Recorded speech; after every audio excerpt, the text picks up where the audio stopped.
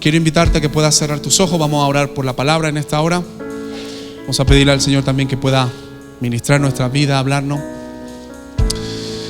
Amado Dios, te damos gracias porque hoy podemos venir nuevamente, Señor, a tu casa, a disfrutar de este tiempo. Y quiero pedirte, Señor, que tú puedas hablarnos, Señor, ministrarnos, Señor. Que podamos, Señor, tomar tu palabra, Señor, y no ser oidores olvidadizos, sino hacedores de tu palabra, Señor. Quiero bendecir cada vida, cada niño, cada joven, cada adulto, Señor, cada anciano que hoy estamos aquí. Y que tu Espíritu Santo, Señor, nos guíe, nos hable, Señor, y seas tú transformándonos, Señor. Abrimos tu palabra, Señor, con el deseo de que tú nos hables, Señor, en el nombre de Jesús. Amén y amén. Quiero que me acompañes a una historia de estas curiosas de la Biblia, Hechos, capítulo número 5.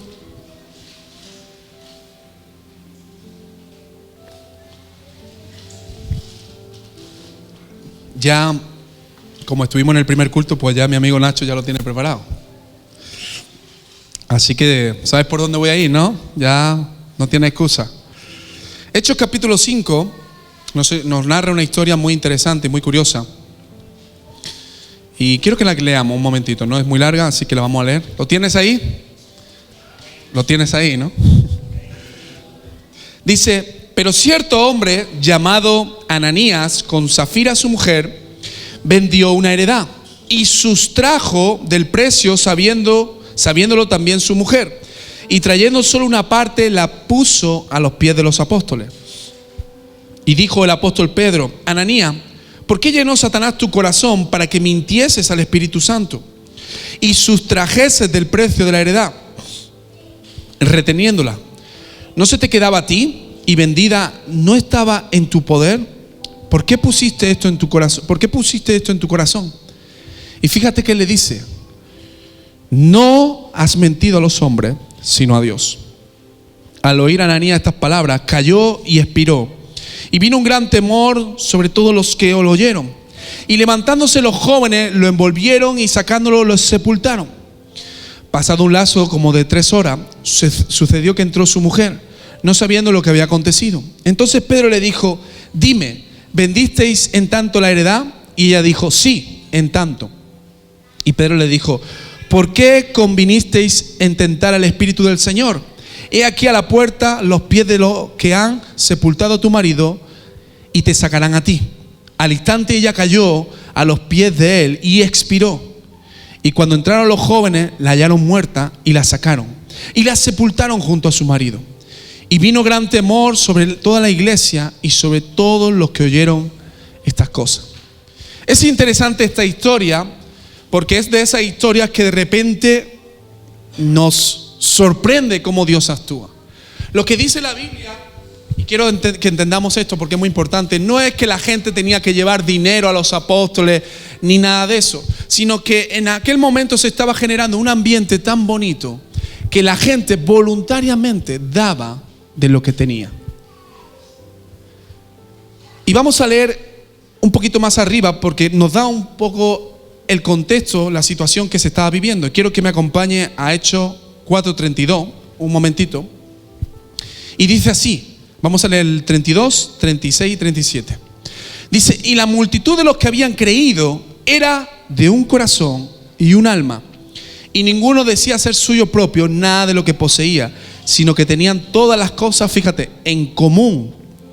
Versículo 36 dice: entonces José, a quienes los apóstoles pusieron por sobrenombre Bernabé, que traducido es hijo de consolación, levita, natural de Chipre, como tenía una heredad, una casa, un campo, la vendió y trajo el precio y lo puso a los pies de los apóstoles.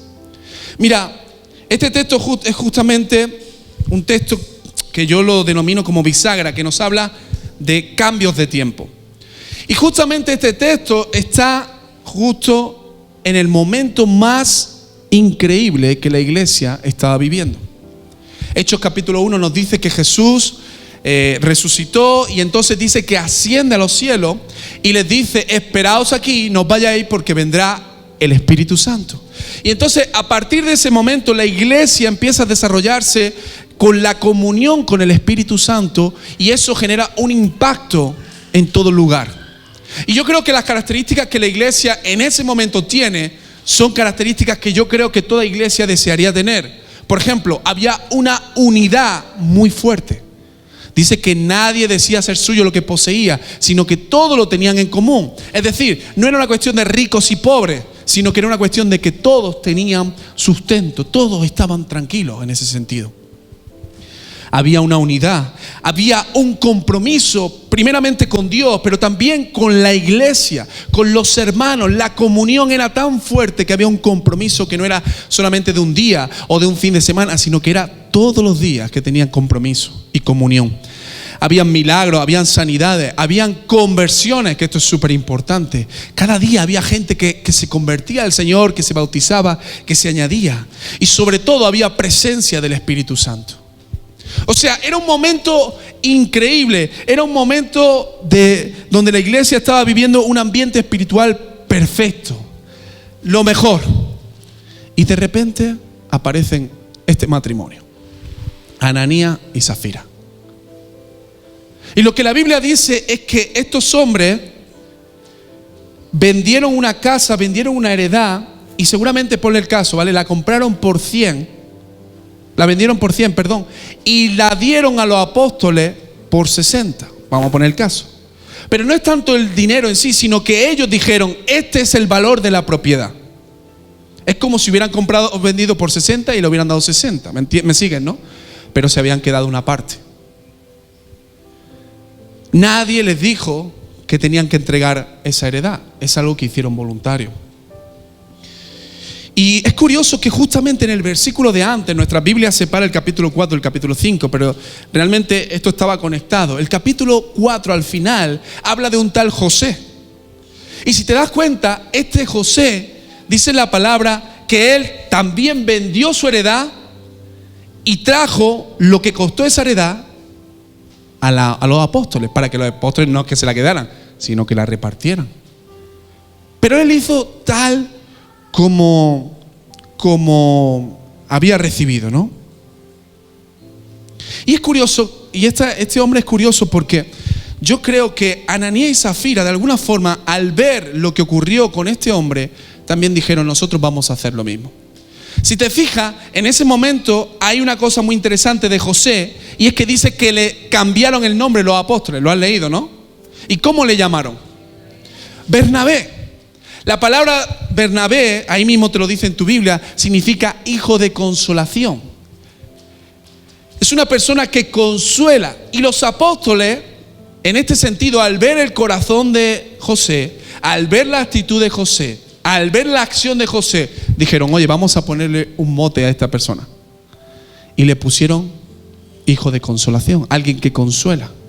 Si tú miras la vida de Bernabé o de José, te das cuenta de que no solamente en este momento él hace una acción que tiene que ver con ayudar a los otros, sino que en diferentes momentos de la Biblia también lo hace. Hay un momento en la Biblia donde dice que Saulo se convierte al Señor, se acerca a los discípulos, les dice, que me he convertido.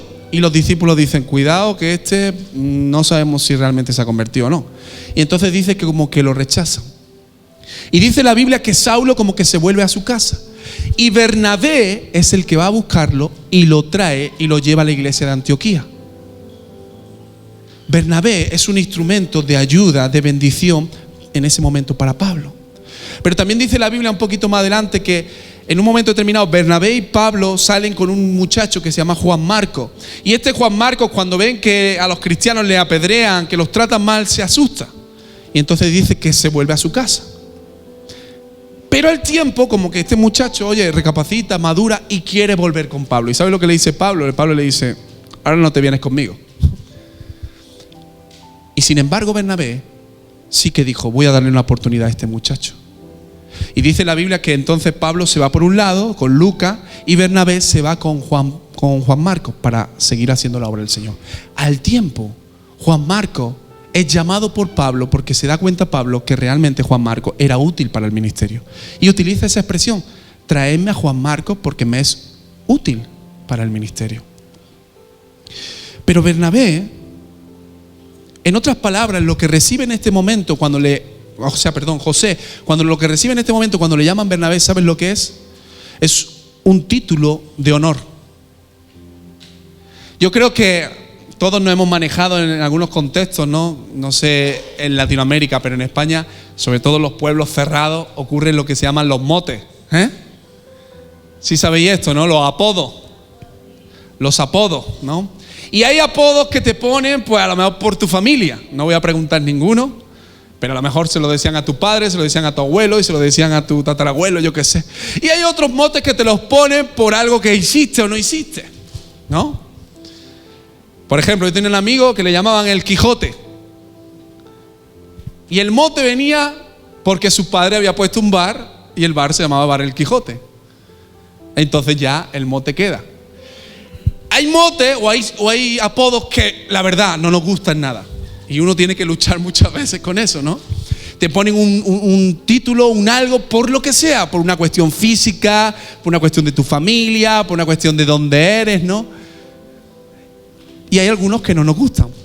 Pero oye, qué bueno es cuando te ponen un título que sí te gusta, ¿verdad? Voy a poner un ejemplo, antes también lo dije. Imagínate que llaman, no sé, a Jonathan el justo. Y tú dices, bueno, lo del justo, ¿por qué? Porque tu papá, no, es porque es una persona intachable. Eso sería buenísimo, ¿verdad? O el íntegro, o yo qué sé, cuál podría ser. Pero eso es lo que ocurre con Bernabé. Cuando a José le dicen, vamos a ponerle Bernabé, es porque ellos ven que esta persona, su vida, sus palabras, su corazón, su forma de ser, es tan interesante que merece un título de honra. Y Bernabé tiene un corazón entregado no solamente al Señor, sino también a la obra del Señor, a la iglesia. Bernabé dice que vende lo que tiene y lo entrega al 100%. Y esto me hace pensar, ¿no? Y quiero preguntarte esto, ¿no? ¿Por qué una persona va a dar su casa o su posesión por otras personas? ¿Acaso se conocían? ¿Acaso eran familiares? Si te das cuenta, Bernabé lo hace totalmente entregado a la obra de Dios y un corazón totalmente generoso, misericordioso, dadivoso. Yo no sé tú, pero te hago esta pregunta. ¿Tú estarías dispuesto a dar algo que tú amas, una posesión, por amor a los otros? Por amor, en este caso, vamos a ser claros, a la iglesia. La casa que tienes, que tanto te ha costado conseguirla, te has esforzado, ¿no? Tuviste que ir al banco, estás pagando la hipoteca. Y cuando pagas toda la hipoteca, dices, oye, mira, aquí está mi casa al servicio del Señor. Aquí está el dinero, la he vendido, aquí está la casa. El coche que te compraste, el carro, no sé cómo le llames, pero dice, aquí está. Yo te hago una pregunta. ¿Estaríamos dispuestos, así como lo hicieron los apóstoles, como lo hicieron los discípulos con la entrega a la iglesia? Es interesante. Porque aquí no entra una cuestión de si me caen mejor o peor. Es una cuestión de entender la obra de Dios y entender al Dios que servimos. Y en ese tiempo todas las personas que se iban convirtiendo tenían esta visión. Dice que todas las cosas, lo dice ahí en el versículo, la multitud de los que habían creído eran de un corazón y un alma, y ninguno decía ser suyo propio nada de lo que poseía, sino que tenían todas las cosas en común. Este hombre, Bernabé o José, se gana este título de honra. Y yo quiero decirte una cosa, mira, la honra llega por las buenas obras, pero las buenas obras llegan por el carácter. Te lo voy a volver a repetir. La honra llega por las buenas obras, pero las buenas obras llegan por el carácter. ¿Qué es el carácter? El carácter es quién eres tú, quién soy yo. Mira, el carácter se mide no por acciones concretas, sino por las decisiones, por el estilo de vida que tú y yo vamos desarrollando. Tú y yo podemos ver a una persona y con el paso del tiempo nos damos cuenta cómo esa persona realmente es. Si es una persona, por ejemplo, puntual, tú te puedes dar cuenta. Si es una persona responsable, tú te puedes dar cuenta. Si es una persona íntegra, tú te puedes dar cuenta. El carácter nos lleva a las buenas acciones y las buenas acciones nos llevan a la honra. Por eso, hermano, lo que yo deseo en cada uno de nosotros es que cuando estemos en nuestros trabajos puedan decir: no, es que esta persona, de verdad, es una persona intachable. No, es que esta persona es íntegra. No, es que esta persona es un ejemplo. Eso es una honra. Y eso es importante, que como cristianos, no solo dentro de la iglesia, sino fuera de la iglesia, también otros puedan ver. Pero para que ellos vean, tiene que haber un corazón, una mente, una vida que realmente esté comprometido con el Señor. ¿Me sigue hasta aquí? La honra llega por la buena obra, pero las buenas obras deben llegar por el carácter. Y el carácter, como digo, tiene que ver con nuestros pensamientos. ¿Cómo es nuestra forma de pensar? Con nuestro corazón, con nuestro ambiente, con las decisiones que tomamos diariamente. Y Ananías y Zafira, hermano, si te fijas, yo creo que el detalle es este. Ellos, al ver la vida de José, llamado Bernabé, vieron la honra que recibió Bernabé. Y seguramente ellos dijeron: nosotros también queremos esa honra. Y querían ser en parte movidos, o en parte eran movidos por eso, pero también en el fondo habían cosas que no querían dejar. Y esto me hace a mí pensar dos cosas que quiero decirte. Porque si te fijas, el ambiente donde Ananías y Zafira estaban era un ambiente precioso, era un ambiente hermoso. Y fíjate, yo puedo estar en el mejor mover del Espíritu Santo, en el mejor lugar, y mi corazón puede estar muy alejado. Y lo segundo, en cualquier circunstancia de la vida, mi yo va a querer ser protagonista, porque esta es nuestra condición humana. El tema de Ananías y Zafira quizá era un tema de orgullo, era un tema de querer ellos un reconocimiento. Y saben, no hay cosa más peligrosa en nuestras vidas cuando nosotros no controlamos lo que es el yo. Mucha gente piensa que el mayor enemigo del cristiano es el diablo. Pero quiero decirte una cosa: el mayor enemigo de tu vida eres tú mismo. Es tu propio yo. Cuando nosotros estamos en esa dinámica de que pensamos que merecemos algo, cuando nosotros estamos en esa dinámica de querer que se nos reconozcan cosas, cuando nosotros estamos con ese pensamiento de es que a mí, es que yo, es que tienen que hacerme, ahí realmente, hermano, estamos batallando una batalla que puede condenarnos. El yo, hermano, es una voz interior que toda persona tiene que controlar. El yo es una voz interior que todos debemos de domar, que todos debemos de doblegar, porque el yo, en cualquier circunstancia, no importa que sea el mejor ambiente, va a querer salir y manifestar que algo debe cambiar para nuestra conveniencia. Lo que yo veo en la vida de Ananías y Zafira es un deseo de protagonismo. Es un deseo de que los alaben, es un deseo de que su yo pueda manifestarse. Y es curioso que en este momento ese yo puede generar, como vamos a ver ahora, que el enemigo también pueda obrar. Si te das cuenta, en la historia dice la Biblia que Pedro en un momento determinado está con Jesús, con los discípulos, y Jesús les dice: mira, yo estoy pronto a morir, es necesario que yo padezca, es necesario todo esto. Y Pedro le dice: no, Señor, que tal cosa no te acontezca. No sabemos si Pedro lo dijo por lástima de Jesús, o quizá lo dijo porque no quería perder a su maestro. Pero hay una frase que Jesús le dice, y es muy fuerte. Le dice: apártate de mí, ¿qué? Satanás. ¿Por qué? Dice: porque no pones tu mirada, dice, en las cosas de Dios, sino en la de los hombres. Yo te hago una pregunta, no a nivel de iglesia, pero a nivel de calle. Nos va a ayudar, va a ser un ejercicio más fácil. ¿En qué piensa la gente de la calle? ¿En quién piensa normalmente? ¿Qué te dice la gente de la calle muchas veces? Hombre, tú mira por ti. Lo más importante eres tú. Que tú estés bien, que tú te sientas bien. Tú, es decir, tu yo.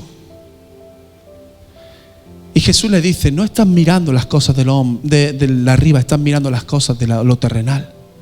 Cuando Bernabé da su heredad, da su casa, ¿tú en quién crees que está pensando Bernabé? ¿Está pensando en sí mismo? No, está pensando en las cosas de arriba. Está pensando en honrar a Dios, en glorificar a Dios, pero también en bendecir a la iglesia. ¿Te das cuenta de la diferencia? En otro momento determinado, el famoso traidor, ¿no? Judas. Dice la Biblia en Lucas 22, lo leo rápido, dice: entonces Satanás entró en Judas, llamado Iscariote, que pertenecía al número de los 12 apóstoles. Y él discutió con los principales sacerdotes y con los oficiales sobre cómo tenía que entregarle a Jesús. Ellos se alegraron y convinieron en darle dinero. Él aceptó y buscaba una oportunidad para entregar a Jesús sin hacer un escándalo. Hay un momento en la vida de Judas que dice que Satanás entra y entonces él lo único que mira es por sí mismo.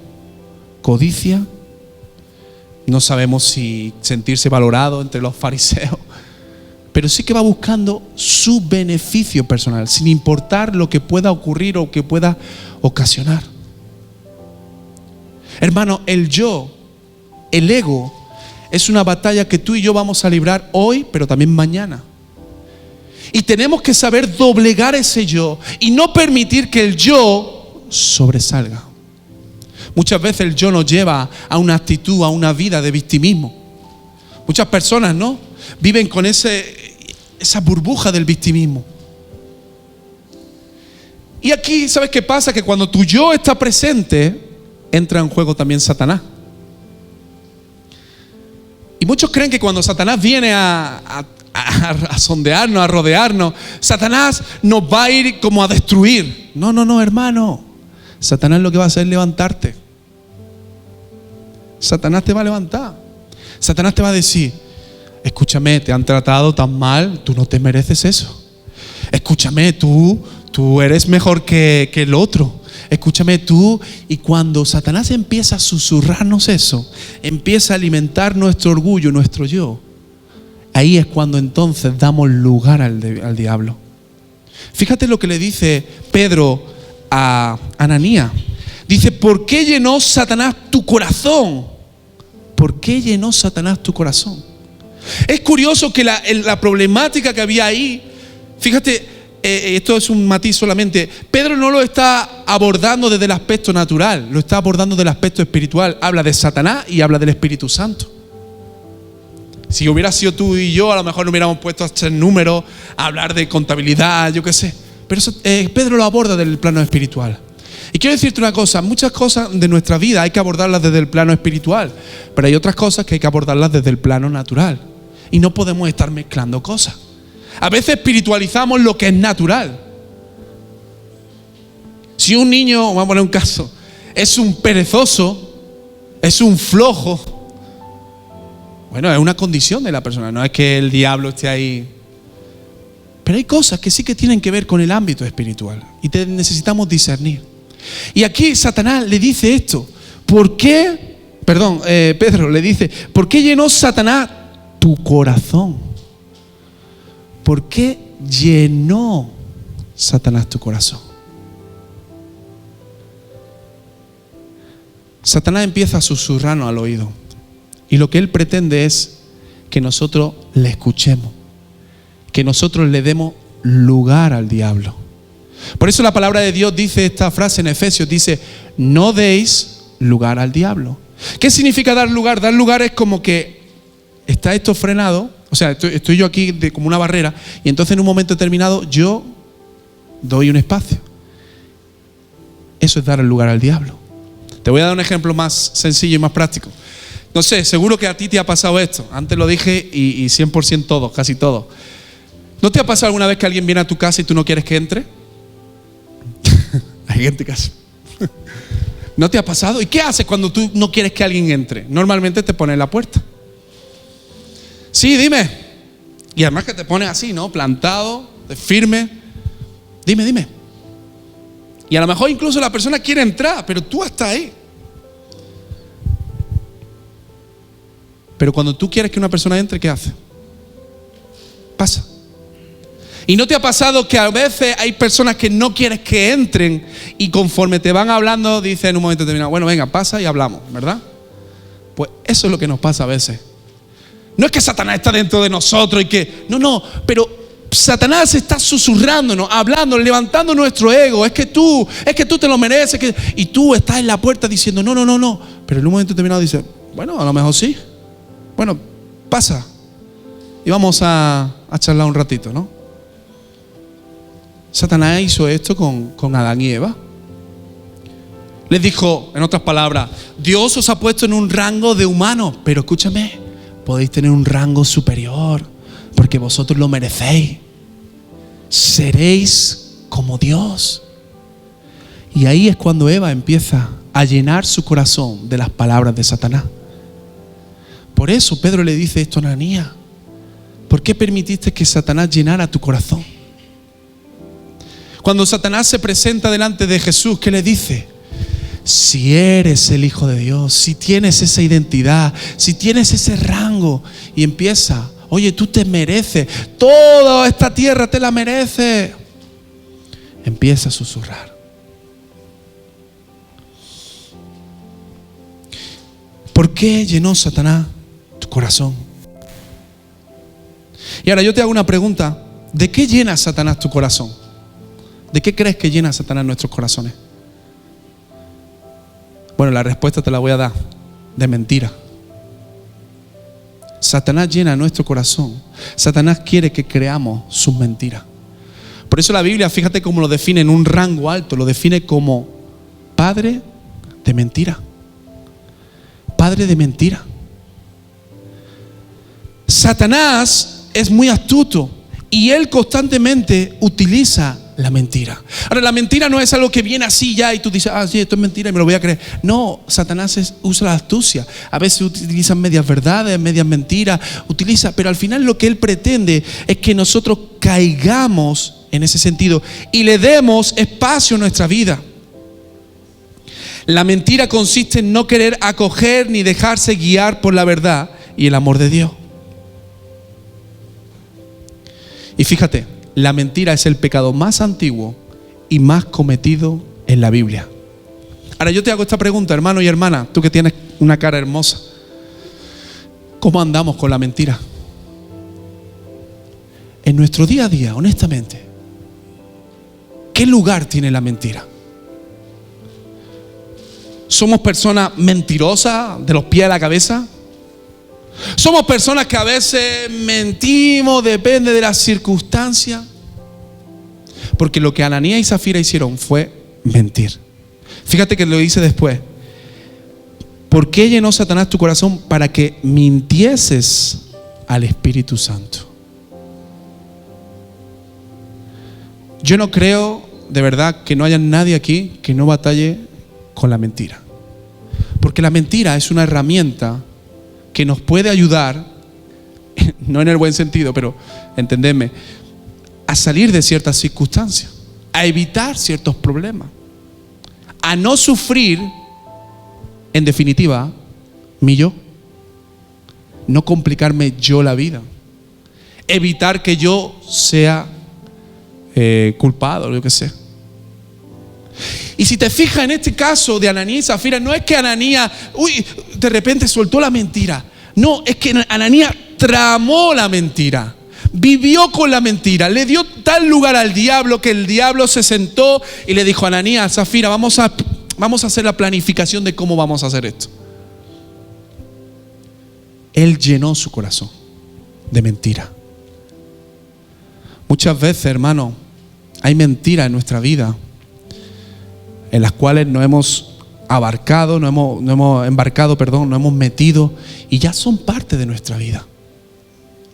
Pero algo interesante de esto es que yo sé que tú puedes mentirme a mí, yo sé que tú puedes mentir a tu papá, a tu mamá, a tu hermano, a tu hermana, pero sabes también tú mismo que no puedes mentir al Espíritu Santo. Sabes que no puedes mentir a Dios, ¿verdad? Pero fíjate que ellos intentaron mentir.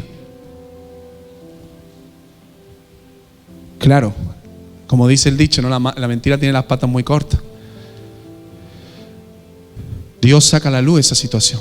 Pero ellos lo intentaron. Y yo me ponía a pensar esto.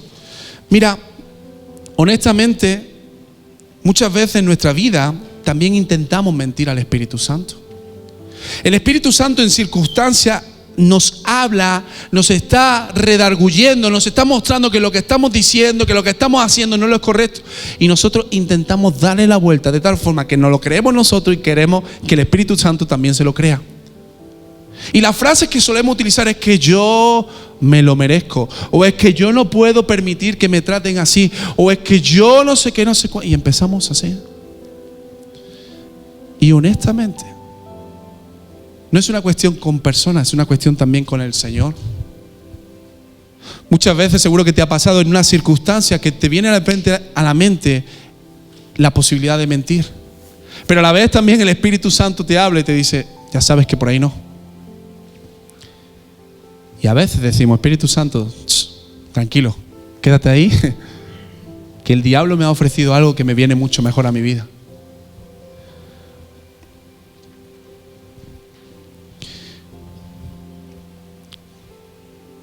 A veces el Espíritu Santo nos susurra, su palabra viene a nuestra mente, pero queremos darle la vuelta. Y al final, en definitiva, es como si nosotros llegásemos a creer más la palabra de Satanás que la propia palabra de Dios. Ahora, yo quiero que puedas ver esto también importante, ¿vale? Porque quizá la sociedad, el mundo, tu familia, no lo sé, pero nos ha hecho creer que la mentira es como algo insignificante. Porque ya te digo, es como que está en nuestro día a día. Y mira lo que dice la palabra en Apocalipsis 21:8, si me lo puedes poner ahí. Si no lo leo yo, Apocalipsis 21:8.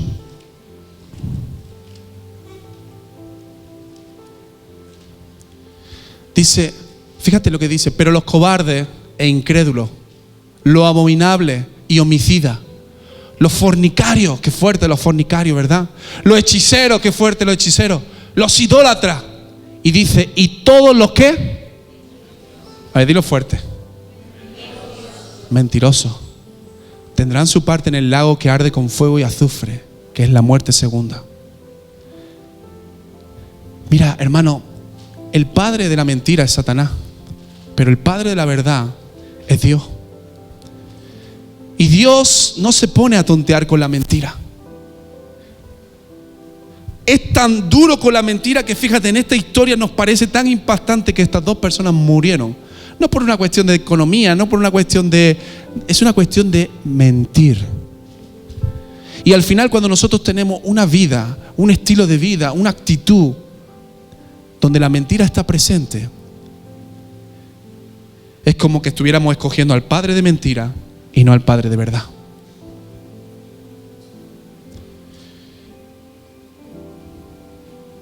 Ananías y Zafira querían ser parte de un mover impresionante por parte del Espíritu Santo, pero ese yo no les permitía ser parte de ese momento. Fíjate lo que dice Juan 17:17, si quieres anotarlo. Pero hay un contraste muy fuerte con la mentira. Juan 17:17 dice, santifícalo en tu verdad, dice Jesús, tu palabra es verdad. Salmo 25:5, voy a leerte algunos textos rápidamente acerca de la verdad. Salmo 25:5.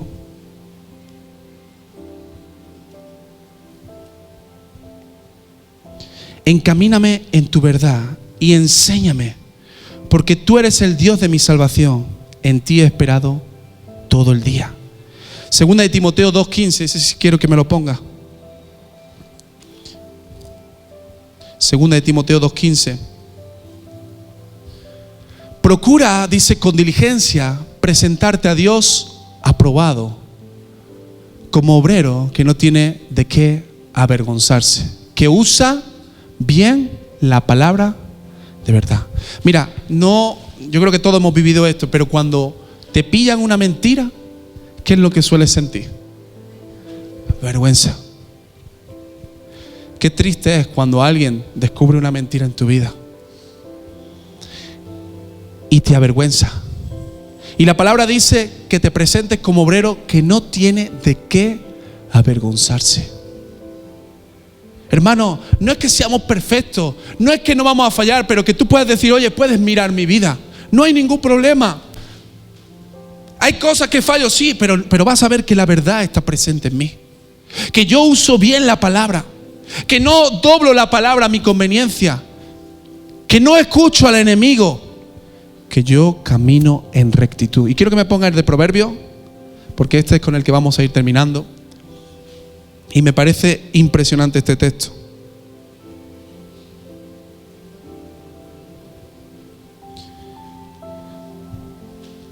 Fíjate lo que dice. Dice, nunca se aparten de ti la misericordia. ¿Y qué? Átala a tu cuello. Escríbela en la tabla de tu corazón. Versículo 4. Y fíjate, dice, y hallarás gracia. ¿Y qué? Y buena opinión ante los ojos de Dios y de los hombres. Esto es lo que Ananías y Zafira al final perseguían. Buena opinión, gracia delante de Dios y delante de los hombres. Pero la mentira estaba tan presente en su vida que no hallaron gracia ni delante de Dios ni delante de los hombres. Hermano, yo en esta hora quiero terminar diciéndote esto. El deseo de esta palabra es que podamos caminar en la verdad. Mira, había una frase que decía un predicador que decía, hasta la verdad más dolorosa es mejor que la mentira más pequeña. La verdad más dolorosa es mejor que la mentira más pequeña. Estamos llamados a ser hombres y mujeres que hablen la verdad. Estamos llamados a ser hombres y mujeres que caminen en la verdad. Estamos llamados a ser hombres y mujeres que sean un testimonio para otros de la verdad. Dice la palabra en Juan 17:17, santifícalos en tu verdad. Tu palabra es verdad. Hermano, no se trata de vivir en nuestro pensamiento en qué me parece mejor, qué me parece peor. Se trata en caminar en la rectitud de la Escritura. Y este es el desafío que tú tienes cuando llegas a tu casa.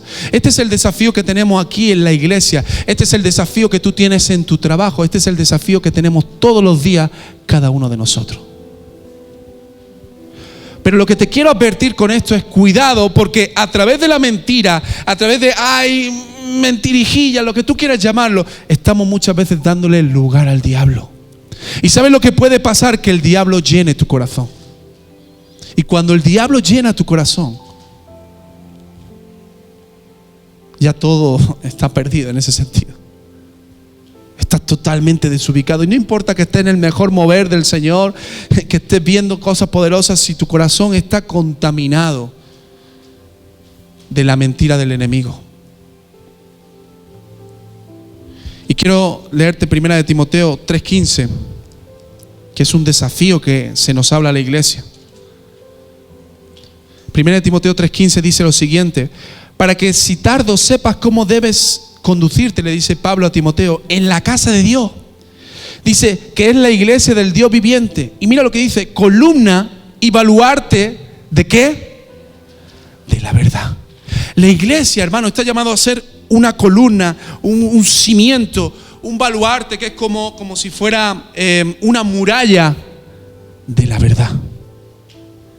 No somos perfectos, pero en la vida de la iglesia tiene que estar presente la verdad. Tenemos que caminar en la verdad, en la rectitud de la palabra.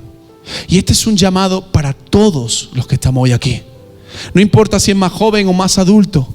Todos nos encontramos con el desafío muchas veces de, por proteger nuestro yo, por buscar ciertos beneficios, tomar la mentira y ponerla por obra.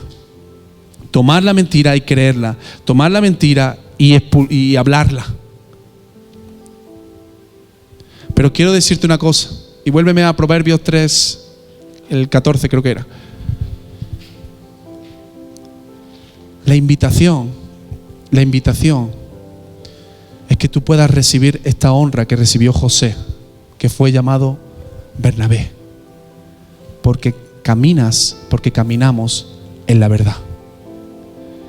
Fíjate el texto: y hallarás gracia y buena opinión ante los ojos de Dios y de los hombres. Hermano, que la iglesia pueda hablar muy bien de ti. Y ya digo, no porque seamos perfectos, pero porque puedan decir: no, esta persona, este hermano es un hombre recto, es un hombre íntegro, es un hombre que a pesar de todo siempre va a caminar en la verdad. Que en tu trabajo, que en tu familia, que en tu entorno digan exactamente lo mismo. Compartí hace un tiempo una experiencia que me dio mucha tristeza. Perdonad los que ya la había escuchado, pero bueno. Y es que una vez estaba hablando con un padre, de cuyo nombre no quiero acordarme, y entonces el hombre me dice en un momento determinado, no viene a la iglesia, y en un momento determinado me dice: voy a ir a la iglesia. Y el hijo estaba al lado. Y dice el niño, que tenía 5 o 6 años: eso es mentira, tú no vas a ir a la iglesia, tú no quieres ir a la iglesia. Y a aquel hombre se le cayó la cara de una forma que no había forma de convencerlo. Y decía: niño, tú cállate. Y el padre y el niño le decían: es que no es verdad, es que estás mintiendo, le decía. Qué duro es cuando alguien expresa que tú eres un mentiroso. Y a veces pensamos: no, yo digo las cosas como son, como tienen que ser, a que si le guste o no le guste. Eso no es caminar en la verdad. Eso se llama caminar con más o menos sabiduría. Pero vivir en la verdad es ser íntegro en lo que habla, pero también en que tu forma de ser, tu forma de actuar, tu forma de pensar sea conforme a la verdad de la palabra. No es lo que a ti te parece bien, no es lo que a mí me parece bien, es lo que su palabra nos manifiesta. Y aquí dice: si tú atas la verdad a tu cuello, si tú la tienes presente en tu día a día, hallarás gracia y honra ante Dios y ante los hombres. Porque Dios honra a los que le honran. Y Dios es Padre de verdad, no es Padre de mentira. Fíjate que esta historia, y con esto termino, ya podéis ir acompañándome. En esta historia dice que cuando esta familia, este matrimonio cae al suelo y muere, te pregunto: ¿quién son los que sacan los cuerpos de aquel lugar? ¿Quién los saca? Los jóvenes. Y esto es algo simbólico para mí también, porque es lo que te estaba diciendo antes. Los hijos van a ver la actitud, la integridad, la rectitud de un padre. Los jóvenes van a ver la integridad, la rectitud de un pastor, de un líder. Y tenemos que ser ejemplo, modular ejemplo para las siguientes generaciones. Porque la mentira siempre va a ser una herramienta que va a estar ahí como posibilidad. Pero tú y yo tenemos que aprender a decir: no, yo camino en la verdad. Muchas veces tenemos miedo a que pueda ocurrir, que pueda pasar, pero fíjate, dice: hallará gracia ante los ojos de Dios. Cuando tú caminas en la verdad de la palabra, cuando tú caminas en la rectitud, cuando tú te riges por esa verdad, tú ten claro que hallarás gracia ante los ojos de Dios. Pero la mentira también tiene consecuencias. Y lo que Dios te pide a ti y me pide a mí es que seamos columna, baluarte, muralla, llámalo como quieras, de la verdad. Es decir, que no nos movamos de ahí, que no nos movamos de la verdad, que caminemos en la verdad, que seamos personas como Bernabé y no como Ananías y Zafira. Porque no fue una cuestión, como te digo, de dinero, de posesiones, fue una cuestión de actitud. Y si te fijas, Pedro no le dice: nos has engañado a nosotros, estamos tristes contigo, decepcionados. No, dijo: este tema es con Dios. Y a veces se nos olvida esto. Creemos que la mentira es un tema con mi hermano, con mi amigo, con mi primo. No, es un tema también con Dios. Ponte de pie, si puedes. Me gustaría que pudiéramos orar al Señor. Y yo quiero invitarte a que en esta hora puedas pedirle, o podamos pedirle perdón al Señor.